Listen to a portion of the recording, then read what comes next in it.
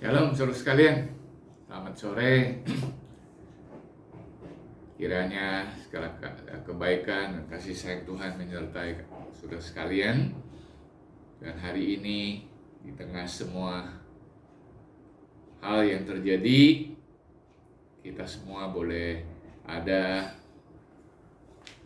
penuh dengan sukacita, damai sejahtera dari Tuhan. Nah, hari ini saya ingin mengajak saudara memikirkan sesuatu, ya, di mana ada sesuatu yang sudah luar biasa yang Tuhan berikan, tapi karena sikap yang salah itu kehilangan. Ya. Nah, untuk renungan hari ini, mari kita bersama-sama membaca sebagian firman Tuhan dari 1 Samuel pasal 15 ayat 22 sampai 23. 1 Samuel pasal 15 ayat 22 sampai 23. Jawab Samuel, apakah Tuhan itu berkenan kepada korban bakaran dan korban sembelihan, sama seperti kepada mendengarkan suara Tuhan? Sesungguhnya mendengarkan lebih baik daripada korban sembelihan, memperhatikan lebih baik daripada lemak domba-domba jantan.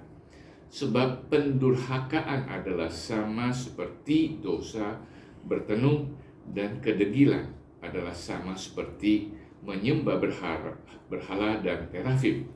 Karena engkau telah menolak firman Tuhan, maka ia telah menolak engkau sebagai raja. Saudara, ini sebetulnya satu kalimat yang dengan berat harus disampaikan atau dikatakan oleh Samuel kepada Saul. Betapa di hati Samuel itu hancur sebetulnya, dia harus menyampaikan ini kepada Samuel yang dia lantik menjadi raja, kepada Saul yang mana menjadi raja pertama orang Israel. Dan kita kalau perhatikan, begitu dia dilantik ya menjadi raja, Tuhan pakai luar biasa dan dia berhasil. Namun kalau kita membaca, sepertinya begitu cepat ya, Saul itu sepertinya mundur atau meninggalkan jalan berkat Tuhan, jalan yang luar biasa yang Tuhan berikan baginya. Nah saudara, sebetulnya waktu kita baca bagian ini sebetulnya sudah merupakan bagian sebagai suatu kesempatan dua kali yang Tuhan berikan kepada Saul, tapi Saul tidak memperhatikannya. Sebelumnya Saul sudah, karena tidak sabar, telah melanggar ketentuan di mana apa yang dilakukan oleh seorang nabi maupun imam, yaitu oleh Samuel, dilakukan oleh Saul karena ketakutan kepada musuh, katanya. Dia merasa orang Filistin datang ingin menyerang, dia gak sabar, dia melakukannya.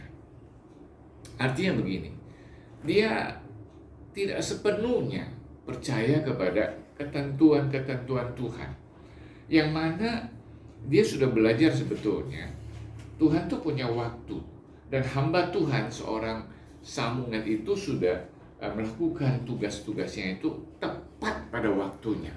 Sambil bilang, tunggu aku. Nah, alasan Saul hanya terlambat, takut terlambat. Nah saudara, hari ini kita akan merenungkan dua hal sebetulnya yang menyebabkan Saul itu dibuang oleh Tuhan. Yang pertama, dia takut terlambat. Takut Tuhan terlambat. Lalu ada yang kedua, kalau kita baca bagian ini, dia takut kepada rakyat, ya. Jadi di mana dia mengatakan di ayat 24 sebetulnya kalau kita baca terus, tetapi aku takut kepada rakyat.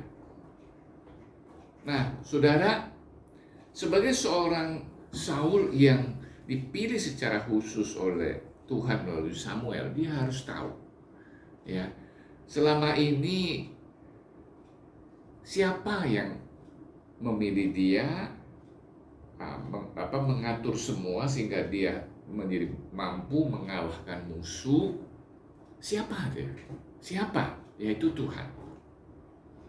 Tapi kalau kita perhatikan di ayat 22 sampai 23, Samuel mengatakan, apakah Tuhan itu berkenan kepada korban bakaran dan korban sembelihan?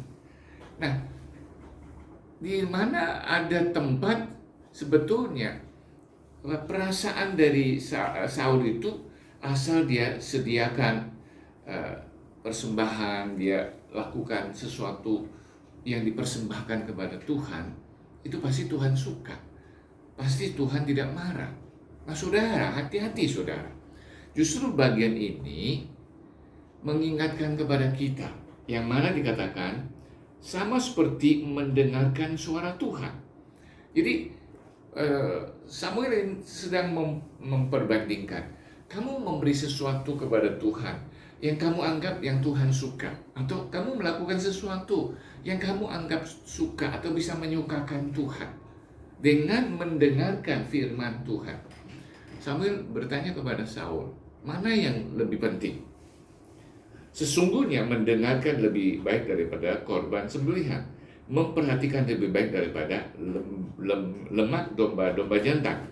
Lalu di ayat 23, sebab pendurhakaan adalah sama seperti dosa bertenung, dan kedegilan adalah sama seperti menyembah berhala dan terafim.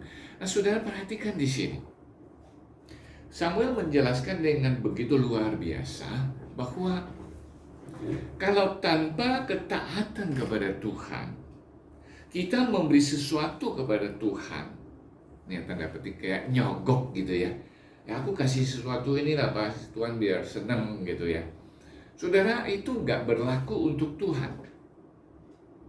Apapun yang kalaupun kita memberi sesuatu, itu adalah karena ada firman Tuhan, ada perintah Tuhan.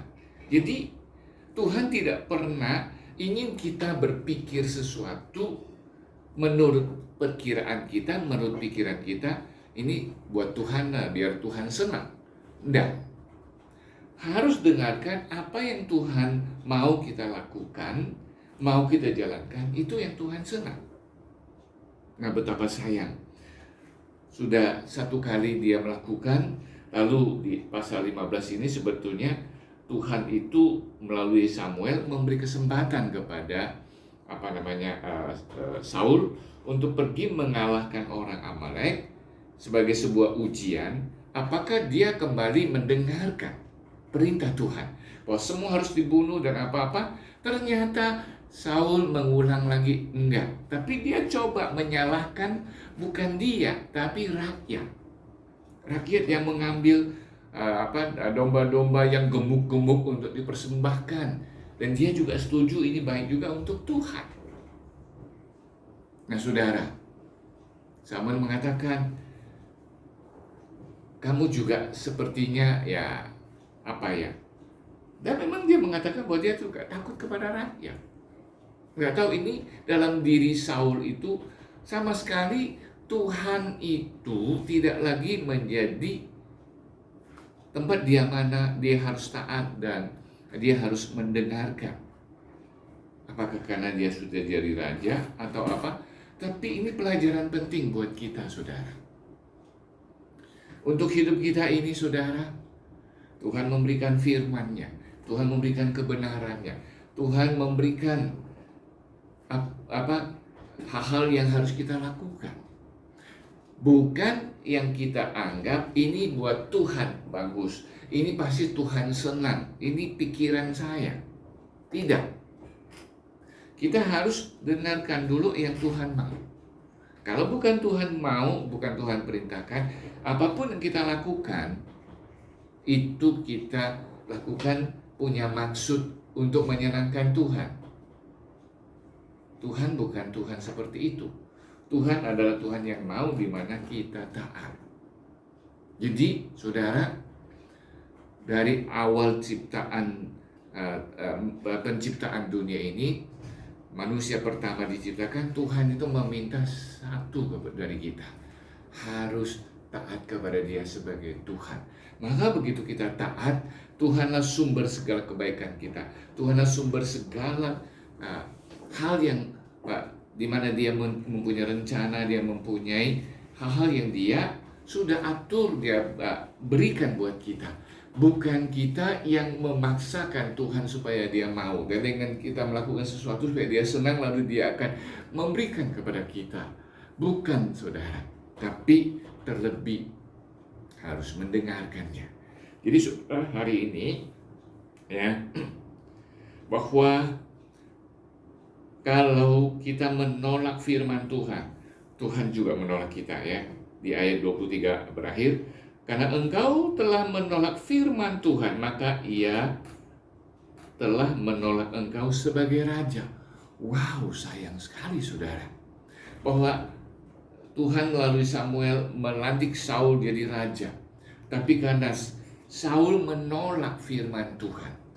Perhatikan, Saul kelihatannya dia melakukan sesuatu bukan untuk menyusahkan Tuhan atau menyakiti hati Tuhan dalam arti maksud yang tapi dia memberi sesuatu yang dia kira itu Tuhan suka. Itu pun tidak benar, itu pun tidak boleh. Tapi yang Tuhan perintahkan, kalau Tuhan bilang harus dimusnahkan semua, dia hilangkan semua, harus dihilangkan. Jangan merasa ini mungkin Tuhan senang lalu kita berikan buat Tuhan, Tuhan pasti tidak marah. Tidak. Nah, perhatikan bahwa begitu pentingnya kita mentaati firman Tuhan. Maka dalam hidup kita seorang percaya, saudara, hari ini segala sesuatu dalam rencana Tuhan dan kebaikan Tuhan selalu menyertai kita, asalkan kita mentaati firman Tuhan, mentaati kehendak Tuhan, tidak sekedar hanya ingin menyenangkannya menurut kemauan kita, tapi menyenangkan Tuhan dengan mentaati apa yang Tuhan perintahkan kepada kita. Percaya, kita akan hidup dalam damai sejahtera, sukacita yang luar biasa yang Tuhan berikan buat kita semua. Tuhan memberkati.